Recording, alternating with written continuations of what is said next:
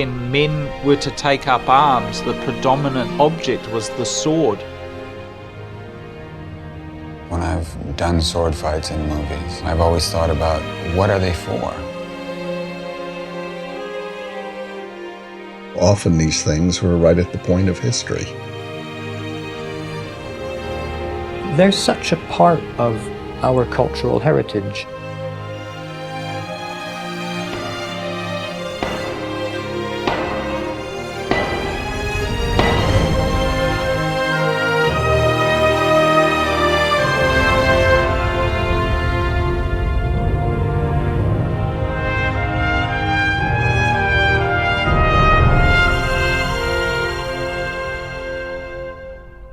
The medieval and Renaissance blade, a profound and beautiful object handcrafted by master artisans of old. It is designed to kill. The truth of the sword has been shrouded in antiquity, and the Renaissance martial arts that brought it into being are long forgotten. The ancient practitioners lent us all they knew through their manuscripts. As gunslingers of the Renaissance, they were the Western heroes with swords. They lived and died by them. Yet today, their history remains cloaked under a shadow of legend. Before the invention of gunpowder, the sword was the weapon of the time. The sword probably has not been a relevant weapon for at least 200 years. To think that a pommel, a hand grip, a crossbar, a blade, a very simple object, could hold such sway over thousands of years of human evolution. These objects have really controlled our history and where we are today. Swords have been used throughout history to defend people and land, to build nations, and to protect kingdoms from tyranny. From first-century wars against Rome to the Viking and Norman conquests, sword and steel have changed the fate of kingdoms, the map of Europe, and ultimately the timeline of world history. Their essential role in preserving freedom and honor goes back far into the dim mists of history. The connection between sword and freedom may perhaps find its origin within the customs of the Germanic and Celtic tribes. Here, being armed with a sword was not only a right, but also a duty of all free men. In fact, the ceremony for giving freedom to a slave required that the former slave be presented with the armament of a free man. Many British kings chose to trust their subjects with arms and to supplement the militia in times of need, rather than abolish it. The idea of a free militia versus a financed army presents an interesting concept that is reflected within many of our modern films. The sword is as relevant today as a symbol as it was in ages past, being found within statues, civic emblems, and insignia both ancient and modern. It has been an ancient symbol for words spoken in truth, for purity, justice, and the Spirit of God. The iconic power of the sword is everywhere within our culture, from literature to popular entertainment, and nowhere is it more celebrated than in the modern cinema.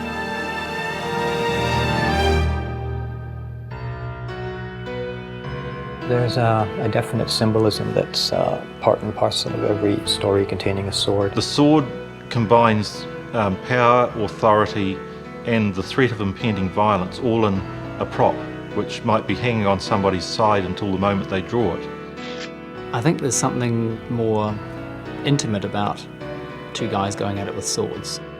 To fight someone with a sword, as opposed to shooting someone with a gun, I think it takes more courage. It's conflict at its most raw, where you've got two characters looking at each other eye to eye, engaging at that level, and the stakes are higher. It could go either way. You're right there and there, and the sword in many ways is an extension of that character's arm. It's really a sharpened fist.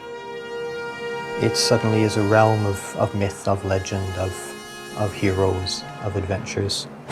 That would explain, to a large degree, the popularity of swords. They're, an integral part of it.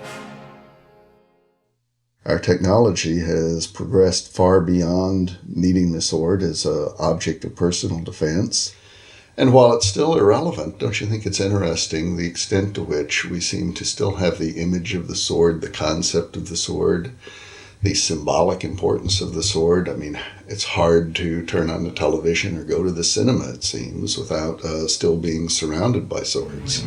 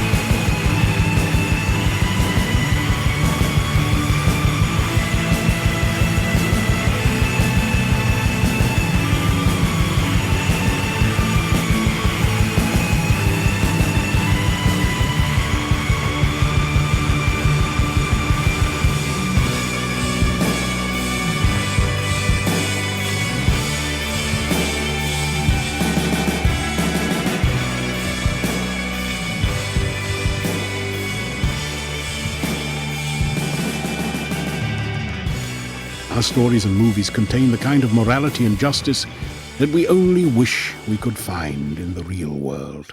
I've had the honor, really, I have to say it like that, of working with Bob Anderson as my sword master. And all of the fights that I did on film as a coach, and indeed as a modern fencer, has undoubtedly been my life swordplay.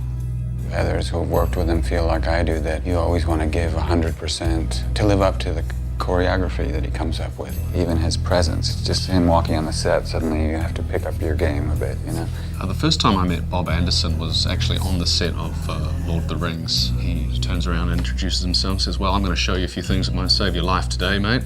And so he proceeded to show me some basic blocking and thrusting and cutting moves with the sword. The guy who came after him to show me some more says, "Oh, do you realise who that was?" And I was like, "No, I don't." "Well, that's Bob Anderson. He used to train Errol Flynn, and he's worked for years in the industry." I said, "Oh, really? Is that so?" "Yeah." "Why don't you give up? You can see I'm a better swordsman." Errol Flynn was a very talented, athletic actor who could do anything if he set his mind to it. And that's why he became a swordsman, I think, is because the parts that were getting the publicity in those days, sword fighting stuff, fighting at the end, and Douglas Fairbanks stuff, it was called in those days. Then he said, "Oh, and he was Darth Vader. He was actually in Darth Vader's costume, actually doing all the lightsaber work." And I was like, that sort of struck a resonance with me, Darth Vader, yeah. It's just a cloak and a helmet that I was underneath it all. I did choreograph the fights. I did 3 of those. It was good work for me. It became the weapon of choice in that series of films. Indeed, even it seems when somebody's making a science fiction movie and off in space, they can't seem to escape from the sword. I wonder why that is. What is it? It's your father's lightsaber. This is the weapon of a Jedi Knight. Not as clumsy or random as a blaster. An elegant weapon for a more civilized age. To go into the future and then think about laser swords, that's brilliant. Suddenly, Star Wars is not just a sci-fi movie, it's also a modern version of a hero legend. The Princess Bride was one of the best fights, and everybody tells me it's one of the best fights I've choreographed. You seem a decent fellow. I hate to kill you. You seem a decent fellow. I hate to die. They learn to fight with left and right hand. Then why are you smiling? Because I know something you don't know. And what is that? I am not left-handed. And then they do it again when the other guy changes to his right hand. I'm not left-handed either. Johnny is about as good as you can get. He can transform what he learns from someone like me into a character. You know what you're doing, I'll give you that. Excellent form. But how's your footwork? Vigo came running in from Los Angeles, and I stuck a sword in his hand, and he had to fight 20 stuntmen almost the same day as he arrived. I mean, they had all the stunties with their swords at the other end of the room, and Vigo was standing there like looking around like, what next? And then all of a sudden they just charged Vigo and they're like running towards him. He's like had his sword up. Apparently that was his initiation. He didn't run away, so I think Bob was like, okay, I think I can work with this guy. He had a lot to learn. I thought he did extremely well. You know, it was hard work to prepare the fights, and it was, you know, demanding physically at times, but it was mostly fun, and it was sort of like a boyhood dream come true. You know, I got to really do it for real. There were real enemies. It was a real sword. It's important that the people you're working with trust you and you trust them. You effectively work out this sort of highly detailed choreography weeks and weeks in advance of when you actually get to do it on set. And then really the tough thing becomes about stamina, especially when you're wearing armour and leather and weighed down by all that sort of stuff. I thought it was some of the best choreography I had seen in this type of movie. A lot of the stuff the stuntmen put together themselves, and they did a very good job of it. He's much more than a sword master, and I think that directors have been well pleased with his collaboration. This sort of a regal, refined, cultured kind of a gentleman in the midst of all this chaos. It was an honor to work for him, and I learned a lot, not just about sword fighting, but just about being a man, about being a gentleman, about how to deal with people, and a respect for the weapon. The swords were very well done, very attractive. John Howe's designs were superb. I really enjoyed getting involved with the Lord of the Rings swords because it was always a question of paring it down, of making the blade slimmer, of making it shorter, making it more real, even though we're not talking about real swords. The actor may turn up a year and a half after you first started designing that weapon. It's therefore a great thing when you finally present the weapon to the actor. I really enjoyed working with Richard Taylor and all the people at the Weta Workshop because they, like Bob Anderson, were sticklers for detail. The attention to detail that these guys devoted to items that may not necessarily be visible to the camera, at least not on first viewing, but they're there as an actor, was wonderful to have, you know, those kind of props to, you know, really help transport you to that time and place. I liken our effects workshop, as are all other effects workshops around the world, to be similar to an artisan's studio of the years past. This is a gathering of an eclectic group of craftspeople working across an amazing array of different artistic skills coming together. It's a really exciting thing to be part of that. As a designer, you can draw your heart out. You can draw hundreds of designs that you love, but if the man making them doesn't understand, then there's, you know, it's everyone's disappointed. We were incredibly fortunate to have a fellow named Peter Lyon, who was the metal worker, the swordsmith on the movie. And he's someone who understands what weapons and armor are, and he did these amazing blades.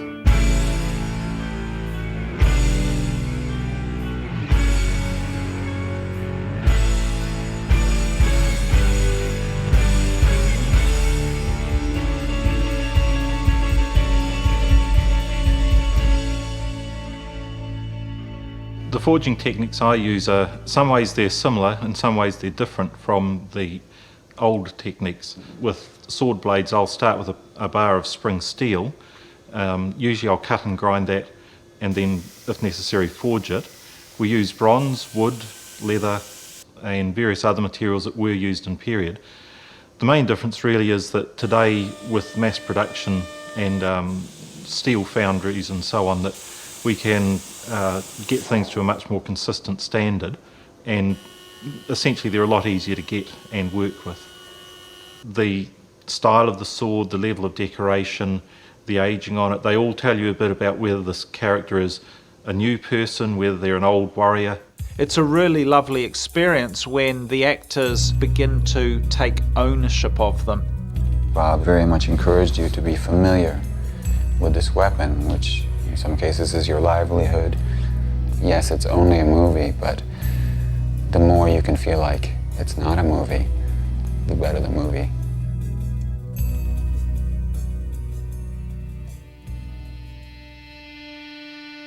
Actors on the stage also demonstrate swordplay through real-time fight choreography.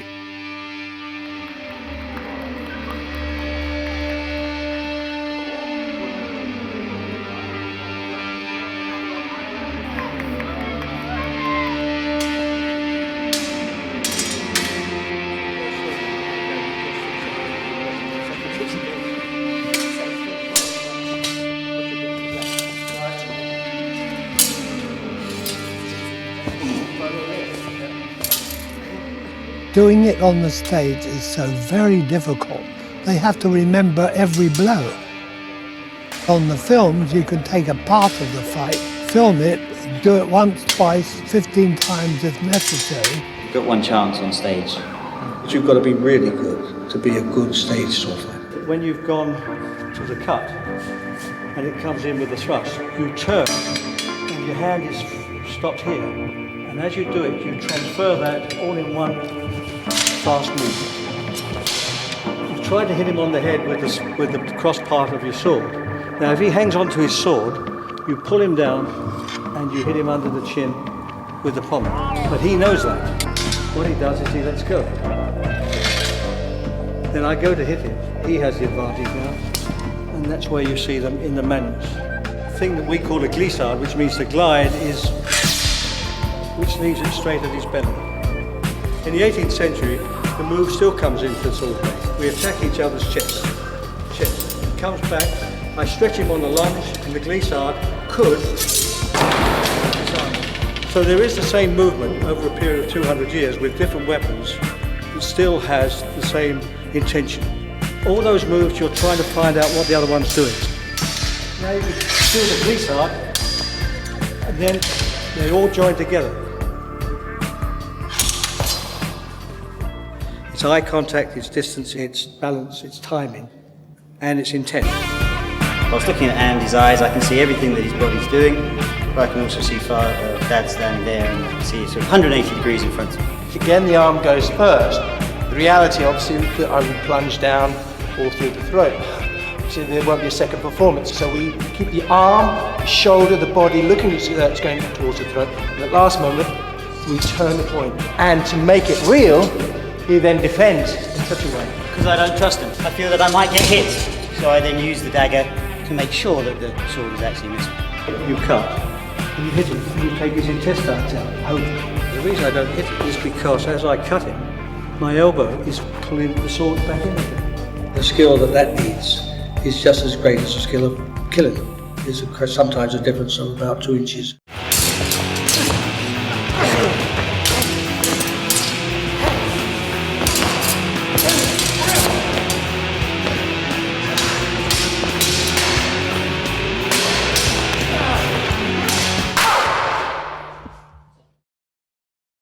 The point of a choreography in a play or a movie is to forward the story.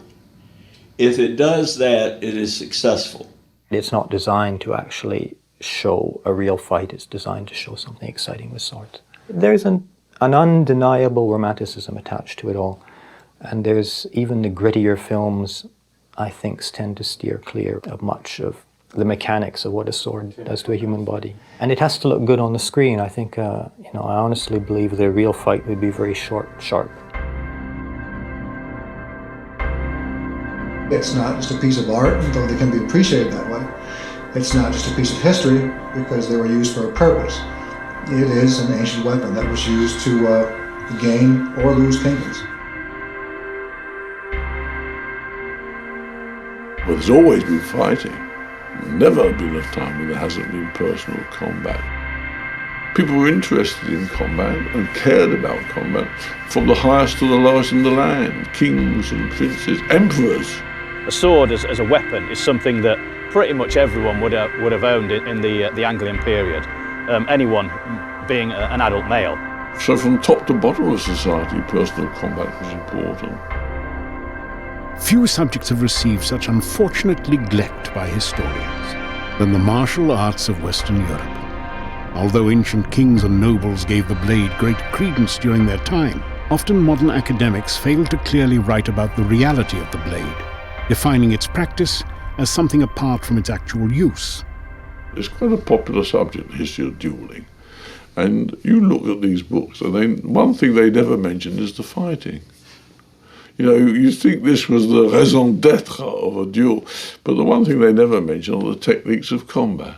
It's a subject that has been ignored for the most part for centuries. Probably the world's foremost scholar on historical fencing, Dr. Sidney Anglo, broke open the subject. He said, hey, historians, you've missed the boat.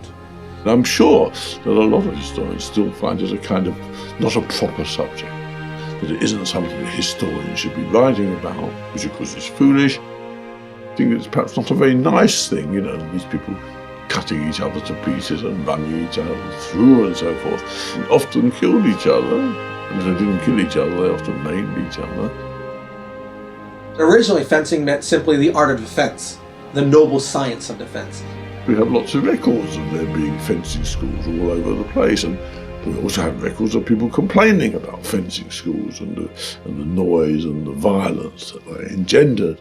This changed bit by bit into the late 16th and into the 17th century, when they became more fashionable for nobles to go to these schools and to learn how to fence. Yet today there are too few historians that fully understand the significant role of medieval masters. And so to a large extent, much of their history is lost to us. The sobering death toll of the First World War spoke plainly the truth, that the romance of war was officially lost in time. The one-on-one dueling spirit of the sword could not prevail under the shadow of automatic machine gun fire, with its gruesome wake of millions who were all too soon forgotten. With the increased use of firearms during the turn of the century, the slow erasure of classical sword fighting from public consciousness seemed almost inevitable. Fortunately, the romance of swordplay remained in the hearts of early filmmakers, who kept it alive through imagination and fantasy. But would the lost art of sword defense ever truly be reborn? It was a change from battlefield techniques and fighting skills for judicial combat and for private duel and for street-level self-defense to essentially gentlemen having private affairs of honor, identical sword, single sword against single sword. Most duels back in the day were not to the death. They were just to first blood. During the 1700s, you had guns beginning to supplant the sword as the choice weapon for dueling. And in the mid-1800s, fencing became more and more a sport. People started, playing the game instead of training to actually duel. The term fencing today is primarily synonymous with the collegiate and Olympic sport of épée, foil, and saber. Now it's based on hooking yourself up into an electrical circuit and depressing tips. If you can just slip it in anywhere, as long as you slip it in on target, then it's a good touch for you. Fencing became more and more a sport. And there's a lot of aspects of fencing that are fun. Anybody who wants to learn how to use a sword should go into fencing because it teaches you the handling of the weapon. I like the honor aspect and the dueling history that goes along with it. Modern fencing has retained a lot of the values of Renaissance fencing in the way we salute before and after our bouts. The thing that I like about fencing is that it allows me to do a physical but also mental sport. It's much more a thinking game than it is a physical game, despite the fact that it's a tremendously athletic endeavor. Tips of fencing blades go as fast as 135 miles an hour. Fencers have very quick reflexes, a lot of leg strength. you have to deal with someone attacking you before you can go. In fencing, it's straightforward and back. They're used to people reacting to their moves in a particular sort of way. There's a whole language of this very highly refined sport. It's not real, though. And it's been 200 or 300 years of evolution away from people nicking one another or cutting one another or killing one another with swords. There are very specific penalties for brutality and hitting a little bit too hard. And if the referee in control of the bout, if they thought it was with malicious intent or too hard or anything like that, you can get penalized, docked points, thrown out of the tournament. You will see coupes, flicks, where the electric connection on the end will score. But if you had a point, you're making a little bitty nick, whereas the classical fencer would stick you. And I can get my rake here and leverage them there and come in here and put it into them. I was sparring with some friends who were fencers, and as he lunged, I slapped the blade aside with my left hand and extended my right and stabbed him. And he said, "You can't do that." And I said, "But I just did." I can engage it and take it out this way. Then he said, "But that's illegal." And I said, "I'm not interested in legalities. I'm trying to kill you." They have no problem grabbing you by the waist and knocking you to the ground and then beating you over the head with your sword. If he does a lunge at me, I'm going to kick that leg out from him. And I'm going to half throw my rake in. This wouldn't occur to a fencer. Fencing masters, my fencing coaches, would say, well, yeah, you can't do that. You can't grab his blade. You can't kick him. You can't trip him. You can't push him. People weren't dumb in the 1100s. They had their own styles and whatever, but they were much more all-encompassing in terms of combat than this kind of fencing is. You don't think of this as fighting. There's a lot of aspects of fencing that are fun, but you can't take their rules and things too seriously because they just don't work in a straight fight. The evolution of fencing is rather simple. Historical swordplay transitioned to classical fencing upon the advent of the gun. Over the past century, sport, or Olympic fencing, was developed from classical fencing. Modern sport fencing is not necessarily an advancement of historical European martial arts, but rather a pruning down from older, more inclusive fighting systems. In time, proper decorum and stylized posture came to replace combat utility. And by the 19th century, fighting men no longer needed to learn and use diverse arms and armor, and had fewer occasions to employ such skills. Not surprisingly, what was not modified and adapted from the wider craft consequently withered and died. As they pursued a far more specialized form of gentlemanly fencing, directed towards duels of honor with single identical swords, they came to dismiss and sometimes even ridicule older fencing skills. At the same time, fencing became more sport-focused, and in the 19th century, it increasingly lost its military or self-defense value. Those who continued to duel did so under less and less lethal terms.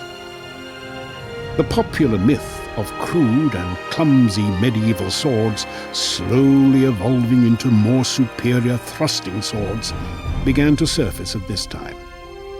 Ancient European martial arts were now officially lost in time.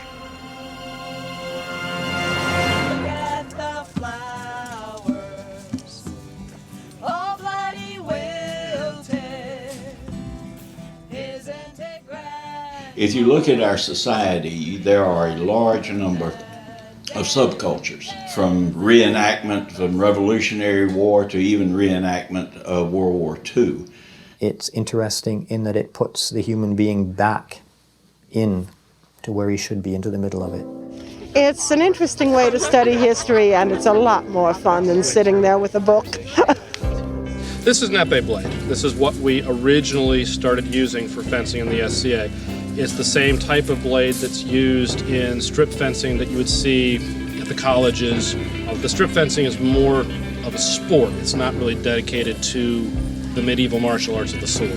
What I have here looks more like a real sword. It's heavier, but it's still designed to be safe, to bend without breaking.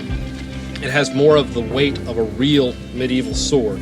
so we can start to use the techniques as they would have been used in the Middle Ages with a proper weighted weapon. Well, it's a wide spectrum of things. It goes from people dressed as orcs to very serious people who weave their own cloth. There's an individual fulfillment that the individual becomes somebody more than just a small cog in a large plastic machine. Historical reenactment folks have got their own culture. It's an amazing thing. It's great to be in, but it's a whole gestalt for them. It's a whole lifestyle for them. What we do is to create a persona, each of us who joins. My name is Greg Prevost in the real world. In the SCA, I'm known as Janos of Kittlin Downs, which is Welsh, and it's hard to spell. You create the clothing, the equipment for that person, and you become that person at the events. You take the name Akbar ibn Ali. That name actually derives from Andalusian Spain, so it's Moorish. My title in the SCA is King currently, but I'm also a knight in the SCA. Once you get knighted, you're knighted for life. So it's like a lifetime achievement award. This is a very family-oriented society. Everyone's welcome. I have 4 children, and all of them have been to their first event when they were weeks or months old. My oldest son is 11 now, and I'm starting to teach him how to fence. We don't chop each other in this sport. There's a thrust, and there is a draw cut. Every kingdom is ruled by a king and queen. They are chosen by combat. All the fighters come forward, and they have a best 2 out of 3 elimination tournament. You call the wound as accurately as you can what it would have done to you if it had been a real sword. For instance, if you get hit a legal blow in your leg, you then have to drop to your knees and fight from the ground, which compromises your mobility quite a bit. Your opponent has the option of being chivalrous and also taking the same handicap so that the match continues to be equal, but he doesn't have to. It's on his honor. If he does agree to accept that handicap, then he's lauded by the audience for his chivalry. If I got hit with a solid blow that would have been killing if it was in a real sword, I will act out that death. We don't say that we're dead, we say that we are disinclined to continue. People see us fight from a distance. At first they think of medieval times, scripted for the entertainment of the people watching. The SCA is completely different. It is an actual sport. We're competing. Every blow thrown out there is thrown with real force. We don't know who, when we step on the field, will win. And we don't know who will be the next king until the last blow is thrown in the tournament. It's just a different spin-off of the same basic history. The creative part is we take the best parts of the Middle Ages and we try to recreate them. The beauty and the pageantry. We leave behind the plague and the death. I think that reenactment is an interesting and valid, if you like, approach to history. It can be a very rich source of information. It's also a little bit dangerous because reenactment is now becoming part of history itself, which troubles me quite a bit. When you take a pipe and you wrap it with some padding and you whack on one another, that's no different from reality than we who fence with electronic gear that lets us know whether or not a touch would have happened. The swords are actually sharp. Most of these guys really wouldn't be doing this, and I wouldn't be either.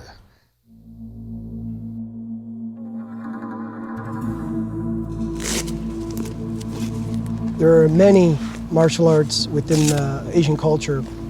Out of China, you have manta style, tiger style, eagle style, Wing Chun. From Korea, you have Taekwondo, Tangsudo, Sobakdo, Kwanbop, Taekyon, Hapkido, Judo, Gumdo, Gumsul. Out of Japan, you have the very familiar karate, Judo, Kendo. Out of the Philippines, you have the Eskrima or Arnis. Out of Thailand, you have Muay Thai. Out of Burma, you have Bando. And I'm sure there are many, many others. When you hit a target area, you have to say where you're hitting. So, head, wrist, side. Just coming in and hitting is not considered a point. I have to have proper etiquette. I have to make a pronounced step. I have to hit the proper part of my sword, which is in between this leather piece and this leather piece. I have to either go forward or backward. My body, my mind, and my sword have to be all in unison. The idea is you're becoming one with your weapon. 今昔からの剣術が剣道っていう形で受け継げられている中でね、僕は確かに決められた場所をより早く打って勝つということはね、剣道にとって欠かせないやっぱりものなんですけども。In the 70s and the 80s, movies increased our interest in Asian martial arts. Wouldn't a fly swatter be easier? Man who catch fly with chopstick accomplish anything.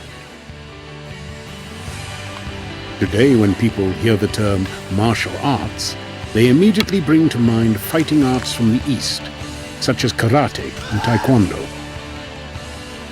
There's a more esoteric concept to kill someone efficiently that is more than just killing someone, and that, in my opinion, is absent within the Western swording styles as opposed to Eastern.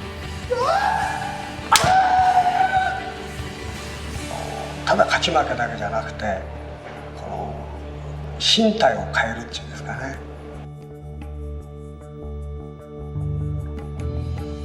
同時に先人から受け継げられたいろんな技がね、こうだんだん死んでいくっていう寂しさもありますよね。死んでいくっていうか使わないっていうか、そういう技をもう一回復活させてですね、その技を借りて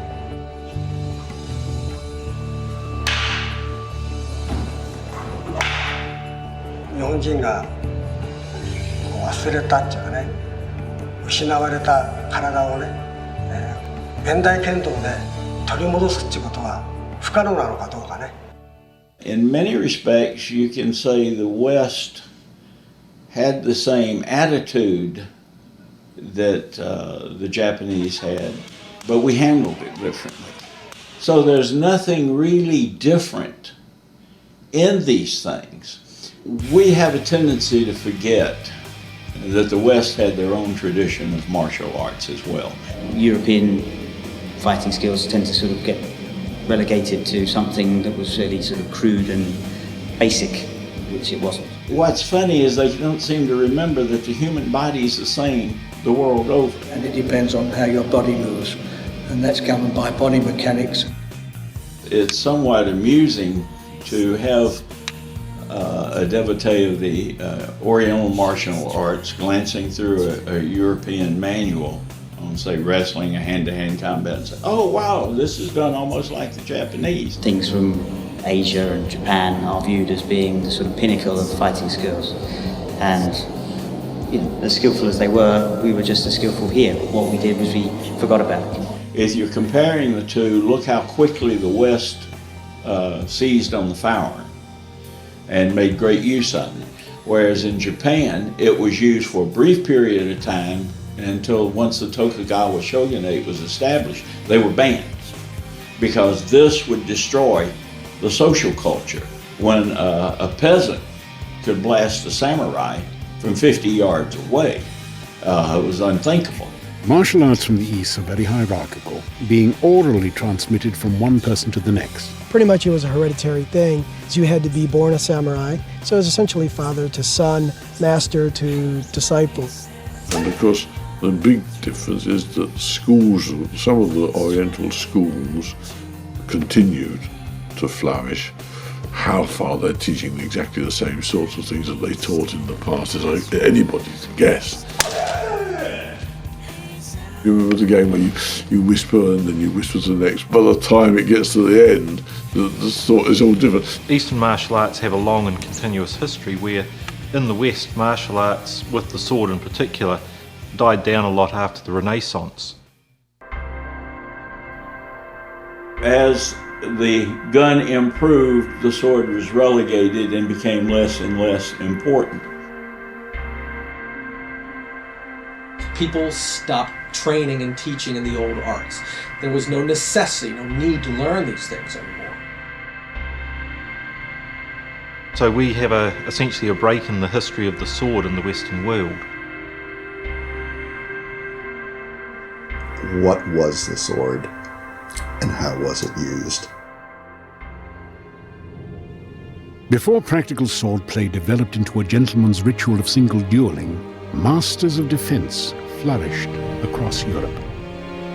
Many of the surviving manuscripts detailing their combative systems remained largely obscure for centuries, until now. Today, historical fencing studies are on the rise, and an unprecedented revival of these extinct combative systems is now underway.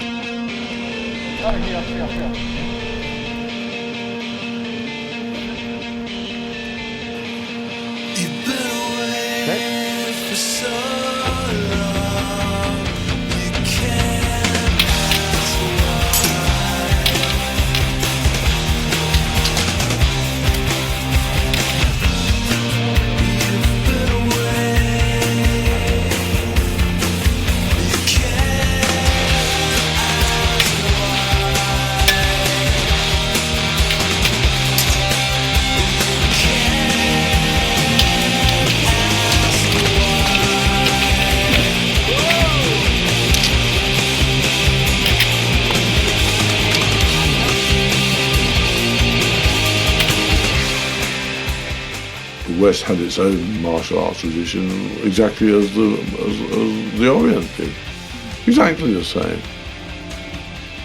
There's been a renaissance, so to speak, in the study of the sword, offering us a lot of insight that had been lost in the several hundred years since the sword was truly relevant to combat. The work of people in making very accurate recreations of the sword in terms of form as well as the manner in which they would handle, and then those martial artists who are taking these accurate recreations, moving them in space, and working out what was possible and what isn't possible.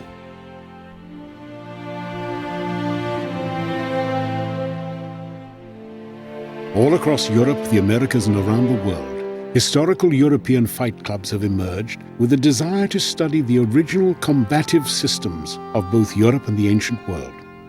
They have set out to practice with a different kind of energy and intensity, separate from the reenactment and sport fencing groups. We're trying to discover something that's always been there and has been forgotten, and it's a lot of work to try to understand what was lost. It's a part of our history in Europe, and I think that's very important. This is actually our history. This is actually how we fought. Historical European martial arts is the study of Europe's traditional fighting systems.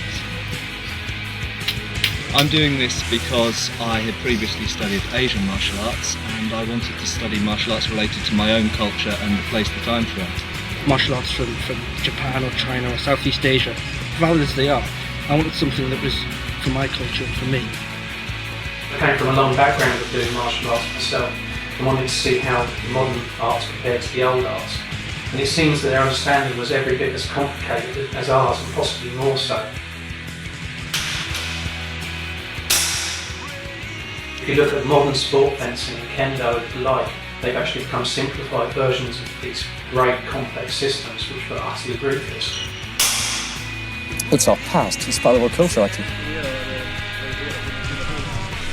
Today, historical European martial arts groups are reclaiming the ancient fighting techniques and studying the diversity of arms and armor.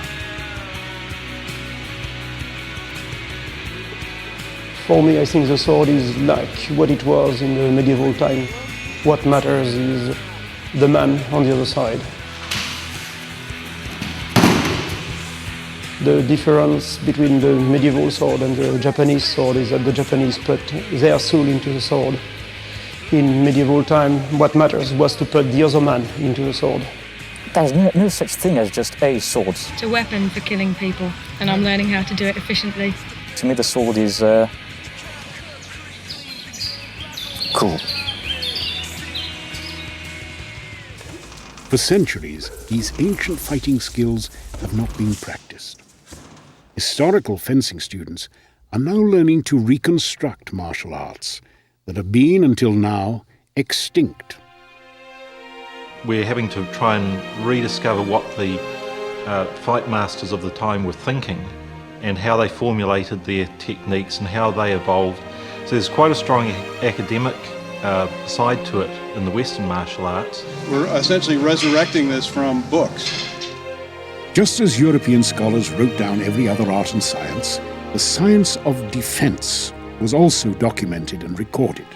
Many of the old fighting manuals and treatises that were written during the 15th and 16th centuries have recently been rediscovered and are now being studied worldwide. We focus mainly on German manuals, but also Italian manuals, 15th century and 16th century. My personal favorite is Talhofer. For the most part, the Italian books, the German books, and the Spanish books on the fighting arts had been forgotten, hidden in old libraries and monasteries, in old archives and universities. Unfortunately, very little research had been done on them. For the most part, they had not been looked at for hundreds of years. Today, these old texts are once again being systematically studied, and the ancient fighting skills are being reborn. In the text, the old masters actually request that the students study the source literature, and in one instance, they ask that they add to the text, bringing their own ideas to it and expanding upon it. These arts existed in various forms because they evolved together hand in hand with the societies that created them. There's nothing equivalent to that in any of the other world's traditional martial arts. They don't have the volumes of technical literature that we have. This is our Western tradition. A lot of people learn martial arts from people who learned it from somebody else. So oftentimes it's many generations removed from someone with real combat experience. These books they're written by the source. There's a plate in Wallerstein specifically where the caption says something like the swordsmen have captured each other's swords. I thought, oh, that would never happen in a fight. And that following week, I was in a bind with a guy. We spun out and there we were standing just like the plate showed. And so that all of a sudden becomes like a direct link back to that time.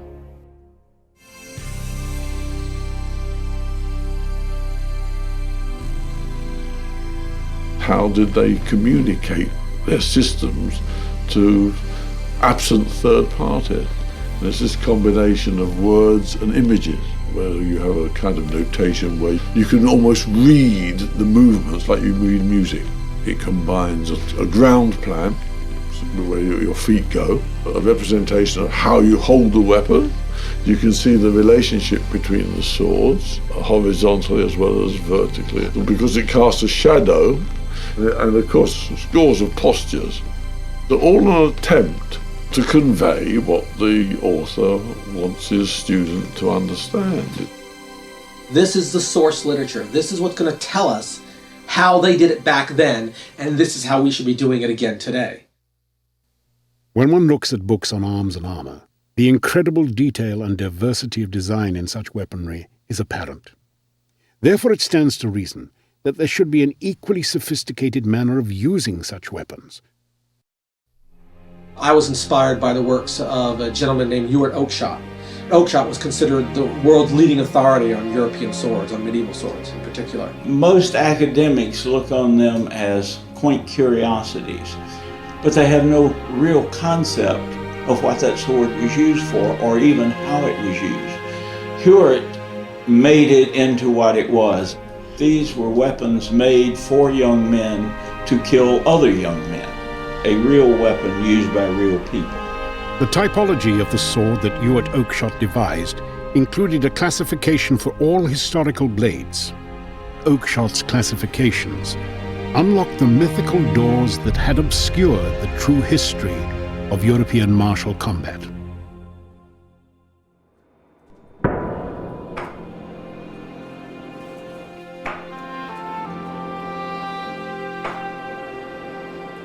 I think if you look at any Anglo-Saxon grave, for example, or Viking graves, or ordinary warriors might have a long knife and a spear and a shield, but they don't have the sword. There are very few swords in comparison to the number of axes or spearheads. Spearheads and axes a blacksmith can make. You have to be a swordsmith to get the technology to be able to make a sword. I feel a real connection to the ancient smiths because I like doing it with the tools that they had, with the fuels that they had, with just clay and water and a hand hammer and charcoal.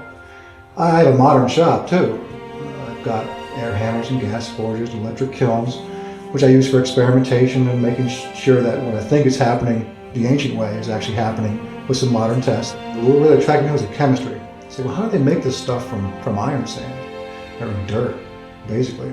It's kind of magical. And the more I learned about it, the more I realized there was different ways that different cultures did it. So I had to try that. Because I don't like just reading about it and putting a book on the shelf. I want to do it until I get it right, which causes a whole lot of sleepless nights and a lot of work and a lot of trial and error. I feel that a collector like myself does at least have some utility to those attempting to rediscover the sword. I can provide swordsmiths such as Paul the opportunity to make very careful measurements of some of the original swords which have survived, rediscovering the way in which they were put together to give great performance, even with materials and techniques that are primitive by today's technological standards.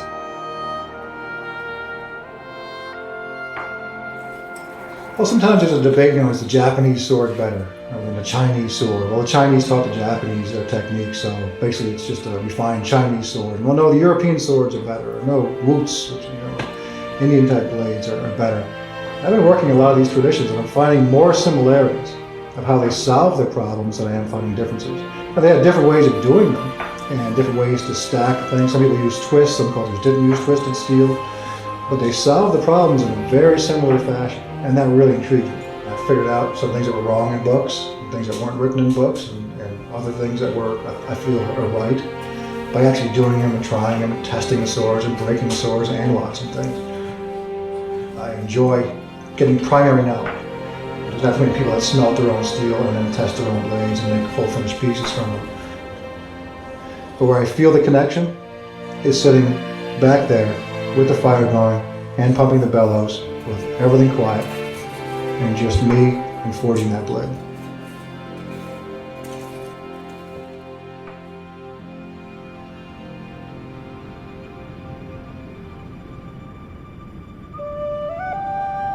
In 2006, a suitcase in the attic of a well-loved and deceased archaeologist was literally saved from history's dustbin. The treasure inside? A sword, 13 centuries old. Since then, the sword has been tested extensively by the Royal Armouries and the Bamborough Research Project in an effort to unlock the secrets of this rare object's hidden past. This is one of the most significant swords found by Brian Hope Taylor in his 1960s excavation. It remained in his possession up until his death in 2001, at which point it came back to the castle. When you hold it today, it has an almost mystical quality to it. It looks like a corroded lump of metal, but in its glory, this would have been an awe-inspiring sight. The X-rays revealed it to be an extraordinarily sophisticated piece of technology. It proved to be an incredibly important weapon, one of the most important weapons, I think it's fair to say, ever found in Britain. It's actually composed at its central core of 6 strands of iron, which are worked and twisted and welded together. And on the edge of that is added a steel 7th element, if you like, in a technique called pattern welding. An iron core with a forge welded steel edge. So you get the flex and strength of the iron with the extreme cutting power of the steel. Which is incredibly tough and quite springy and flexible, so it won't break very easily. You'd rather have a sword softer, take a bend, than break. If there's a broken sword in your hand during a battle, you're dead. I wouldn't want to be the smith that the customer came back to with his brother's broken sword in his hand, going, hey, why'd you make this so brittle? If a warrior were to go into battle with a sword that was excessively hard and brittle, the battle for him could be very short indeed. There's only a handful like this in the world, probably 4 or 5 in the entire world. The experts we've talked to, and the British Museum and the Royal Armouries, don't know of a single example of a six-stranded sword prior to this one being identified, which does suggest that they are something of this technological sophistication is staggeringly rare. If you were to actually have looked in the home of a medieval warrior or a warrior in another culture of a century or two ago, often the sword would have really represented the most technologically advanced item in the house. It represents the epitome of technology, of weapons technology of its age. It is, I suppose, in a modern analogy, something like a stealth fighter. The one thing I can say with certainty is that it's very, very difficult to make one of these. You wouldn't let a smith who knew the secrets of making a sword like this wander about. They would have been kept closely guarded by the king. The information would have been an incredibly jealously guarded secret. The process is very long and very arduous and requires an incredible level of skill. He would have had a mastery of metals. He would have known exactly when to take it from the fire, which bits to forge, how hard to hit it, when to hit it, more importantly, when not to hit it. One single blow can shatter a blade like this easily if it's at the wrong temperature. Literally tens of thousands of hammer blows have to be right. When you manufacture a blade like this, you don't just make it, you live it, and you dream about it, and you think about it every single moment. It would often reflect the very best craftsmanship and some of the best applied art of that culture. I'm generally trying to see how all the pieces were put together, because pattern welding is quite a complicated process. That would have been translated into a 3D reconstruction on the computer of how it was put together.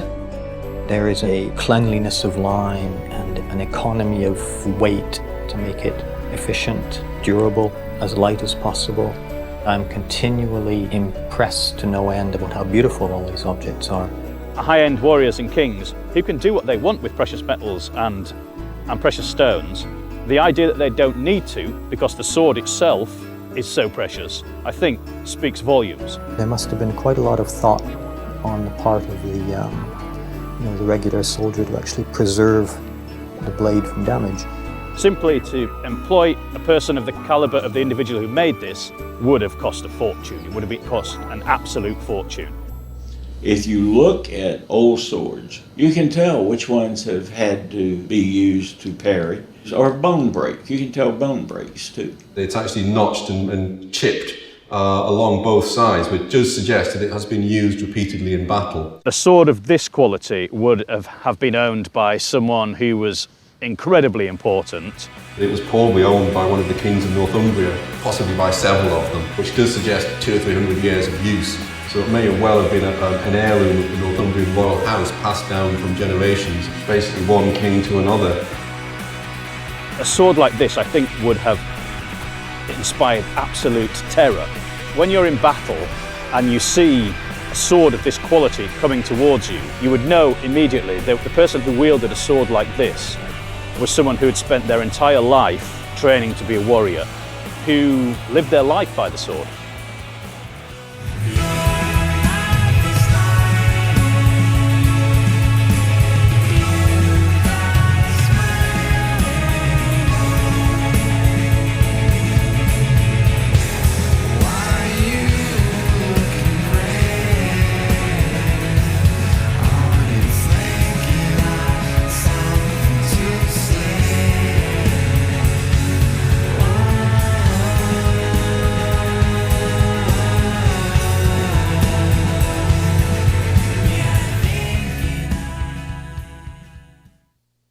Contrary to popular notions, the medieval longsword is surprisingly light, weighing an average of only 3 pounds, and capable of blindingly fast attacks.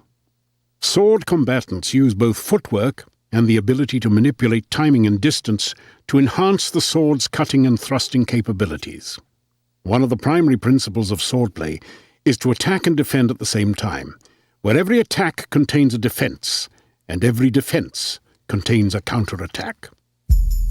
Picking up a sharp implement and cutting someone, you can teach that very quickly. However, the strategy behind it, when to attack, when not to attack, that is a very mental pursuit. The subtle movements, the deceptions, the trickery, where I look over here, move, and strike someplace else.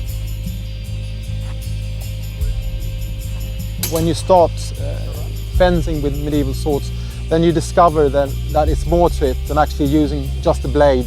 There's different angles and a lot of things that it's not obvious for the normal person in using the sword.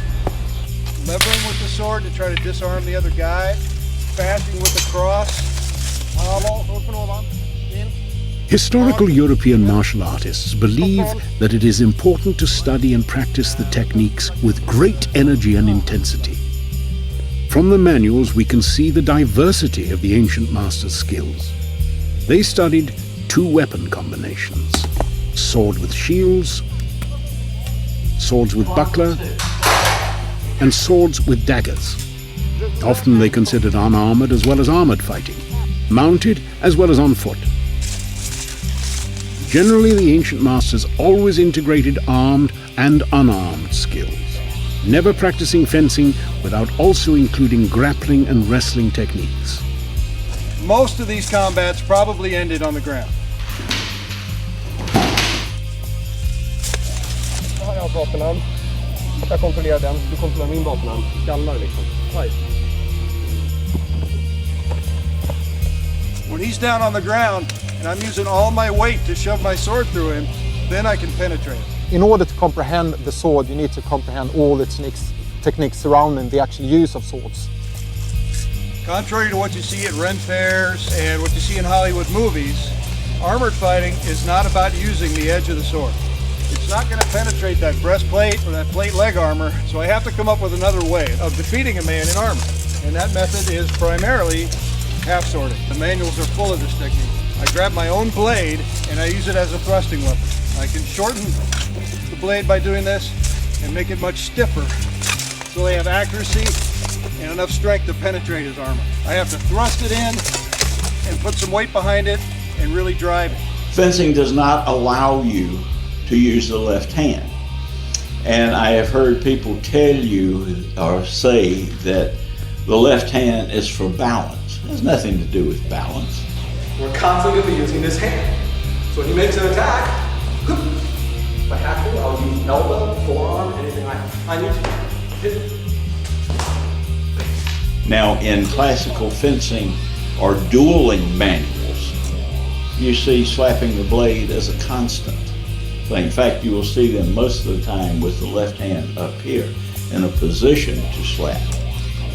He makes a thrust, and I have to get to here, I'm going to disarm him. You have to do free play. You have to do intense amount of combat, and you have to do it with as realistic a way as possible.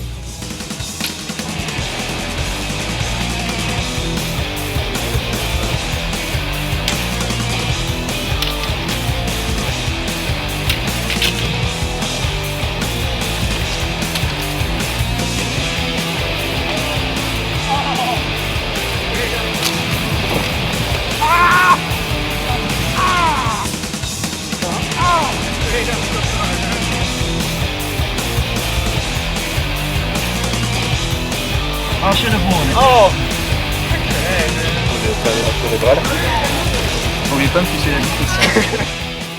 Today, we do a lot of sitting. You know, we sit in front of our computers, we sit in front of our televisions, we sit on the way to work, and then we get to work and we sit, and then we go home and sit again, and then we're laying down. In the medieval Renaissance eras, people didn't. They did a lot of walking, and a lot of riding, and a lot of running. I think we have no idea how much like rawhide these people must have been back in, 5 or 6 centuries ago. I think we're very soft nowadays, despite our efforts to remain, fit.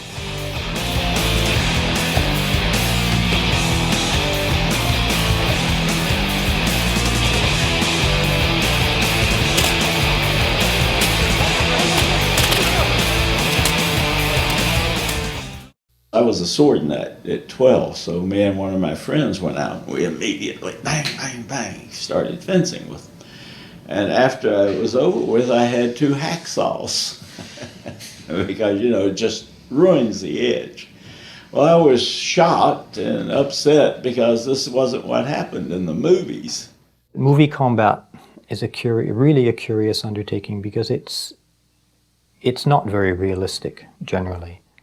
It doesn't portray how these historical weaponry actually performs and handles.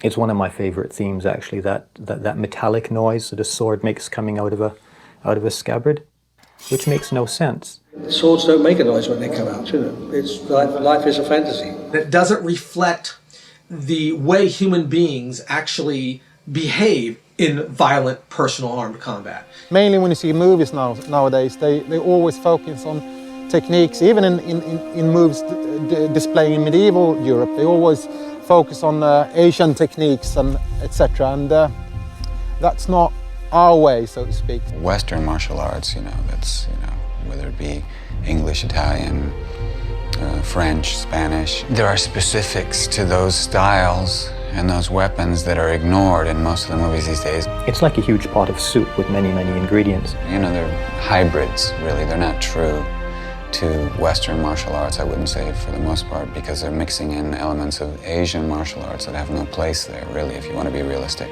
So you have a little bit of kung fu and a little bit of, a little bit of everything. Most of the time, a lot of these movies are very good. The problem that I have with it is that a lot of people in the audience think this is the way you use a sword. It's purely for entertainment, this is true. But it certainly makes my job harder. We teach people, no, your sword's not going to cut through a guy in plate armor. No, you can't cut a Z in somebody's chest, but you can do other things. And they're even more interesting because they're real. Many who study classical fencing and European martial arts believe that if you give the audience more realism, combined with credible performances, then they will enjoy and embrace it. I think that now there's a generation of moviegoers and readers who are ready for that and are asking for that. Classical fencers and historical European martial artists and scholars have now shown that there is a wonderful craft out there that has been lost, but that can now be made to exist again. Recently, there are some movies that has been focusing a little bit on European martial arts. Good examples of films that feature combat based on specific historical swordsmanship include Rob Roy, Gladiator, Troy, Kingdom of Heaven, and Alla Triste. In some few cases, people are more in tune and do a better job of researching and being true to the style of the period. As I say, Bob does this very well. For example, in Alla Triste, they're not what Bob would call sword-slapping scenes, His goal is always credibility, naturalism, fights the way they would be. And the reason that people are careful going in and once they commit fully is because even a small wound in those times, infection, and you could die just from that. You're going in to kill, and it's over with very quickly. They were violent, shockingly violent at times, and there were very real dangerous consequences to mixing it up with swords.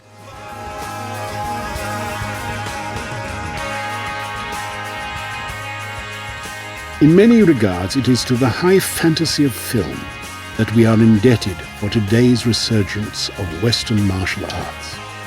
Movies have inspired many talented individuals to take up the sword in an effort to rediscover its true martial significance. The resurgence of authentic European martial arts has been growing exponentially over time. Over the years, it has actually become influential in cinema. Historical European martial arts are neither reenactment nor sport fencing. They are in a category all of their own. This fresh approach to training takes history into account, striving to improve both its practice and authenticity.